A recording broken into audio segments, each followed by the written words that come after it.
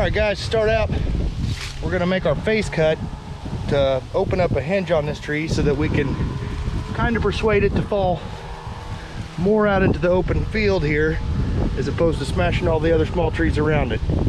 Hold on just a second and we'll get that cut out.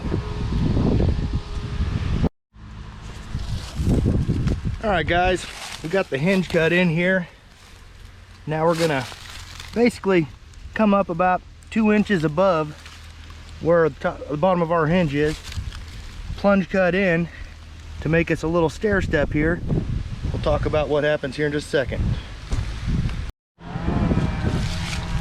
After we get the plunge in, we're gonna bring this all the way up to leave about a 2-inch hinge holding. And then we're gonna make our cut towards the back of the tree. Once we get so far back, we'll make a down cut and cut her free.